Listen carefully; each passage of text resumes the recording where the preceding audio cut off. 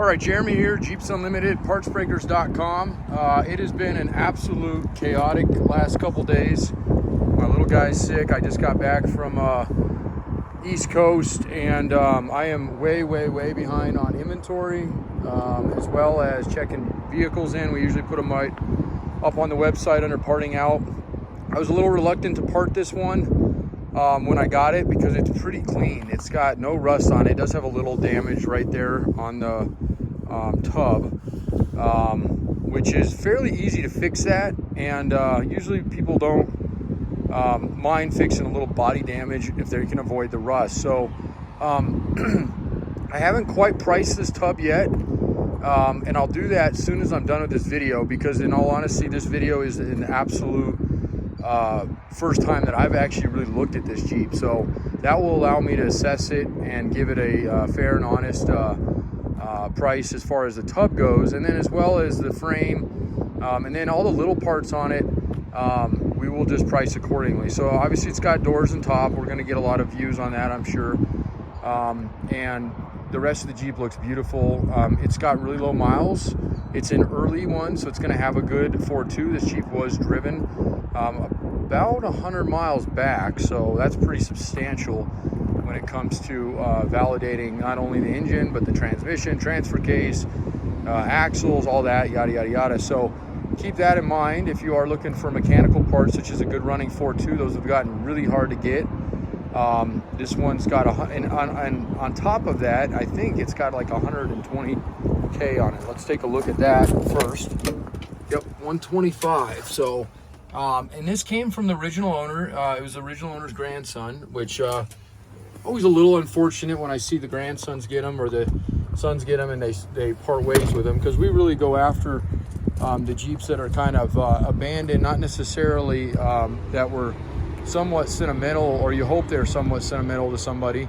I mean, obviously we don't refuse them when people call, but I do like to see the hand-me-down Jeeps or anything for that stay in the family. And I really tried to persuade this young man to keep this Jeep, but at the end of the day, he had his his sights on something bigger, better, I guess, and flashier in his opinion. So I'm sure this will be a decision he lives to regret, as we all do.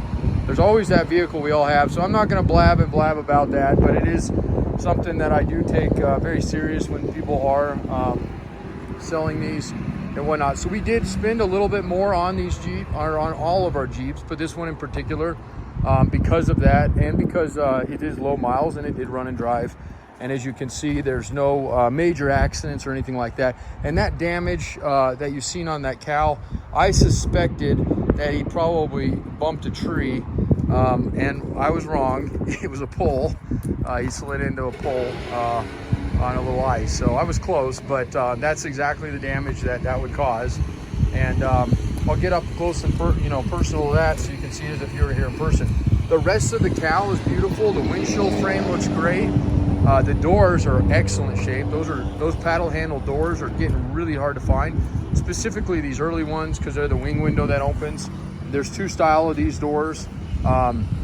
We call this the sport mirror style. You're going to have your little mirrors on them and your vent windows open. When you get the Mickey Mouse mirrors that relocate to your hinges here, those are usually going to have a fixed pane here that won't be opening. So this is called a smoker's window, or used to be back in the day, although it's kind of nice to have. I actually kind of enjoy having those, and I'm not a smoker at all. So anyway, that's what you're looking at as far as the doors go, and it looks like this door is kind of pulled out a little bit here, so that probably need to be pulled back in, pushed back in, tapped in.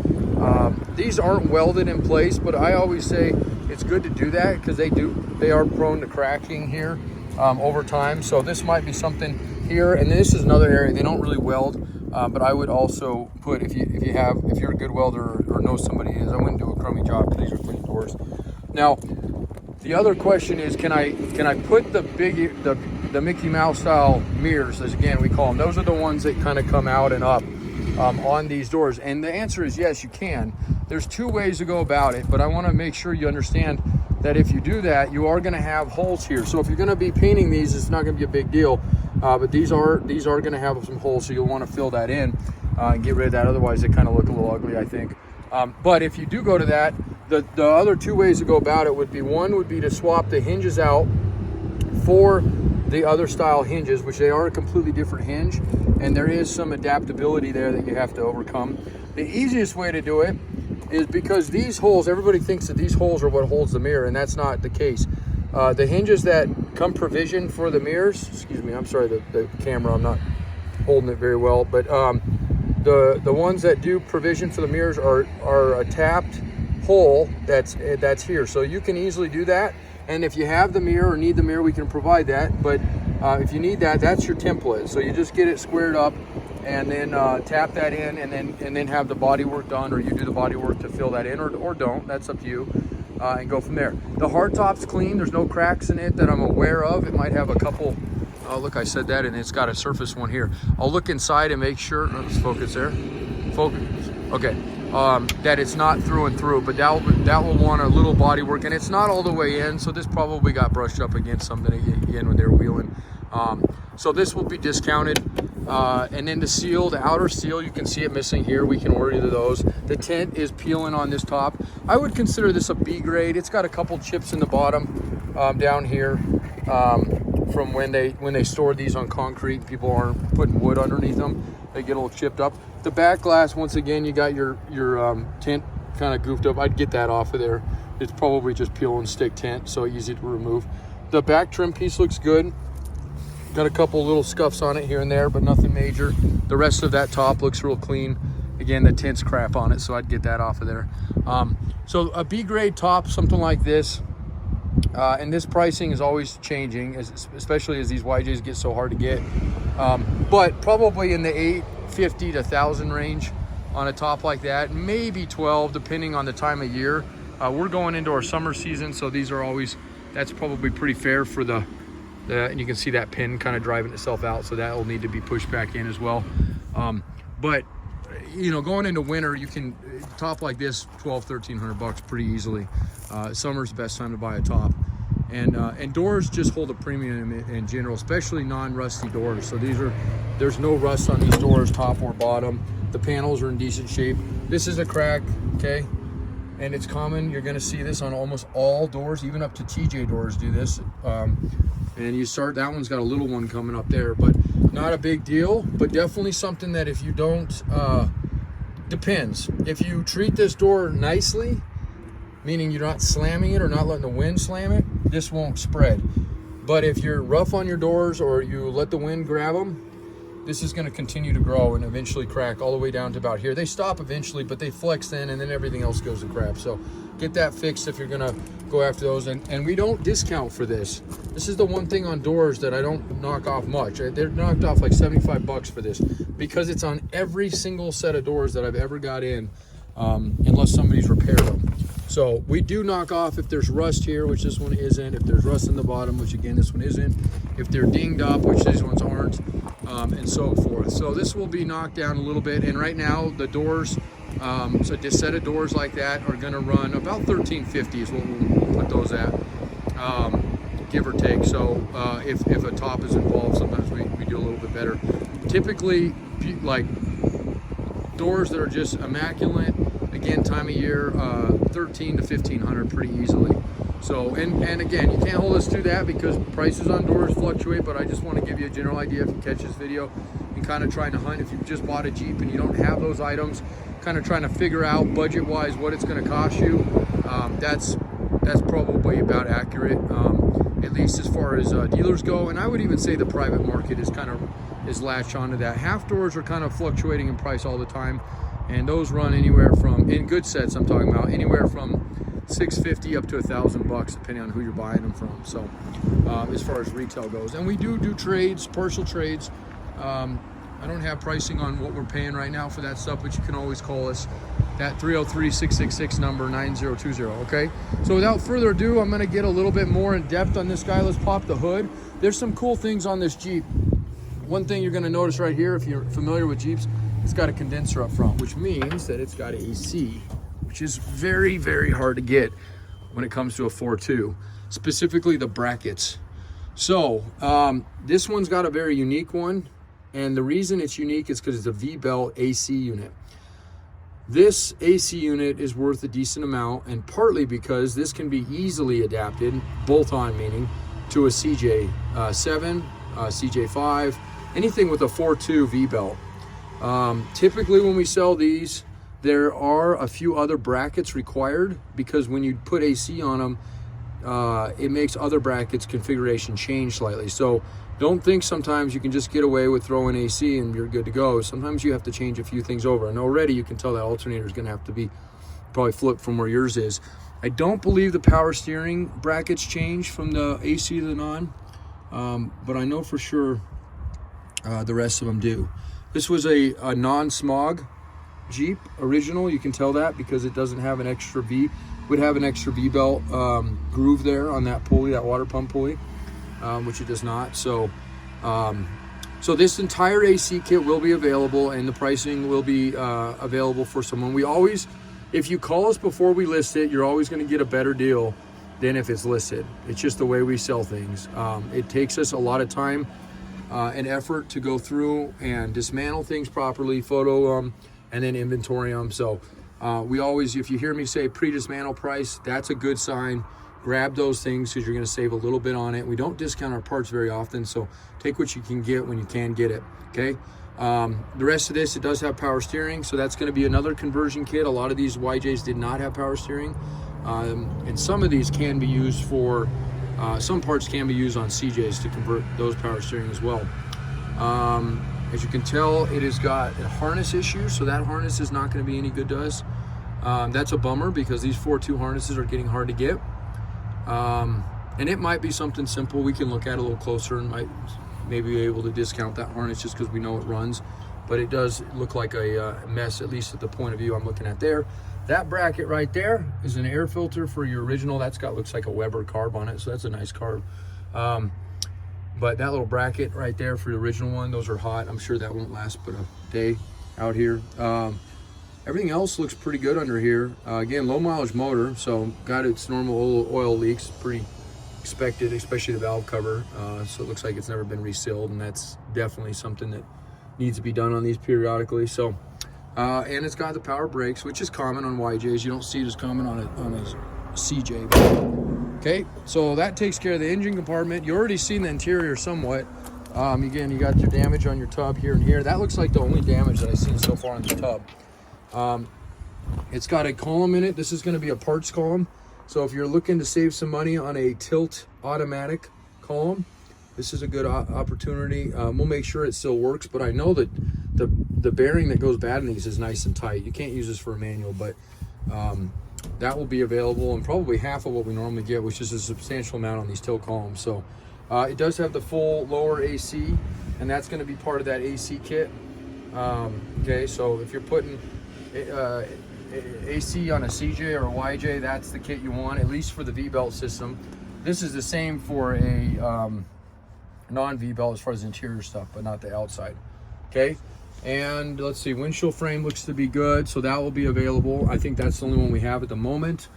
It's got the old sport bar in it, so if you're needing a sport bar, which is, we call it sport bar, it's got kind of the CJ slant to it versus the whole fully framed one. That back trim piece on that hardtop, those little cracks in them, that's super common.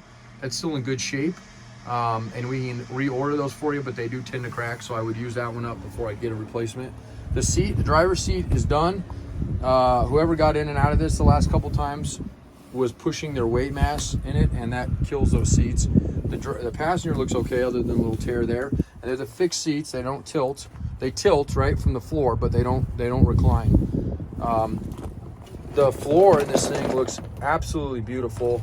It's got carpet, so we're gonna have to get that up before we can do a full assessment, but what I mean by that, again, pre-dismantle price on this tub, probably gonna have this one at $2,400 after I've seen it. Now, what that means is that you lock it in at 24, we dismantle it, as long as it comes back with nothing else damaged than that, we're good to go.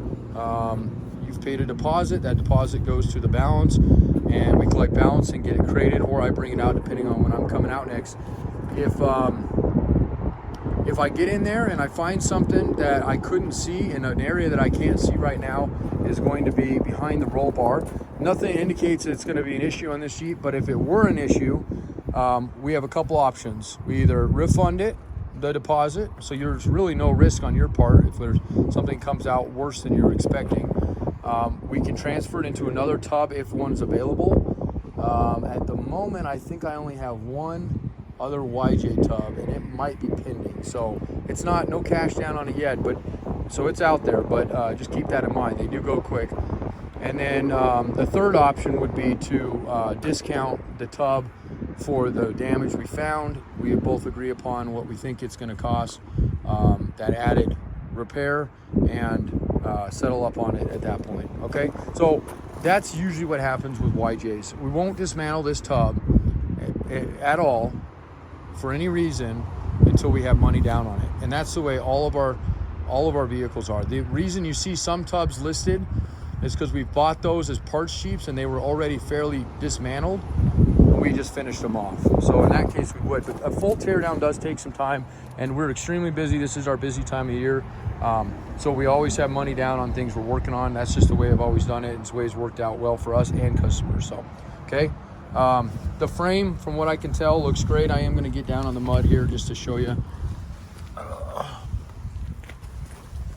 All right, so that frame looks cherry. All the torque pockets, nothing indicates there's going to be any rust anywhere in this Jeep. And I would imagine that when I get this not sandblasted, but when we get this cleaned up with a hot seat, you're going to have a little scaling. Normally you'd have it here, but with that being separated out quite a ways, there's no metal on metal. There's probably going to be a little behind these mounts. It's not going to be a lot, and it's probably going to be more or less scaling from the Nerf bars themselves, if there's any. But I suspect there's probably going to be something. I always find something behind those, and nothing substantial, but something that I always like to tell you, because you know it is what it is. It's better to be up front than it is to be at the back end of it. So that's probably the only thing I bet we see on this guy. I didn't talk about this too much. It does have an automatic. Those are super popular right now. And it runs and drives good, so we know it shifts good. All right, that's all I'm gonna do in the mud today. That's my back hurting, so. All right, so I appreciate all the time. If there's another part I didn't cover, tailgate, seats, little parts, lights, we do it all down to the nuts and bolts. Call. That's the best thing to do. This is not going to be inventoried for a while as far as the little parts go. We will get to that stuff in July when we start slowing down a little bit for our slow season. The big stuff will sell the fastest, and then we'll be stuck with, or we'll be left with the little parts, which we'll get on the website, and then they'll sell just as quick as we list them. So if you're looking for the little stuff, don't hesitate to reach out. Bolts, you're going to have to be very patient on. I do not go out of my way to find bolts for people unless we have tubs or frames, cells on them. We're too big of a yard to waste too much resource. We do inventory some of our bolts, specifically the Torx bolts, but I can't tell you, there can be hundreds of calls a day on finding bolts. And unfortunately, Jeep does pitch their bolts slightly different than you can find at a local hardware store. If you're local, you're more than welcome to swing by. I'll let you dig around. We do our own parts pulling. We don't allow customers to parts pull. Yeah, we ship everything. I would say 90% of everything we sell in here gets shipped, so that's not new to us either, and we ship quickly. My guys will ship the same week, but I would say honestly within the same day or two of order. Unless you happen to place an order late Thursday, and then it's not going to go out till Monday or Tuesday the following week. We are closed Fridays. That's not going to change anytime soon. It is a day we are open. Well, we are open internally, but we are closed externally. And I do answer the phones often on Fridays. It's just not something I guarantee or promise anybody. It's a day we can get caught up on our shipping if need be, and also teardowns that we're currently working on. All right, so that's a lot. I know you got an earful, but that's a whole vehicle versus just an individual part. 303-666-9020. And I always put this out there because it's kind of funny. We've had that number since 1984. I bought the company in 2014. It wasn't my favorite phone number, but it's a legacy number. We ran some analytics on it, and it's been around for so long. It's just not worth changing. It's detrimental to lose that number. And I know it's a goofy number, but you know what? We're good people, and that's all that matters. So it's people always call and like, that's kind of a weird number. I'm like, yeah, it is, but it is what it is. So at partsbreakers.com, that's a good website. jeepsunlimited.net, that's our old website. That will redirect you to our new one. And yeah, we just appreciate all the patience this week.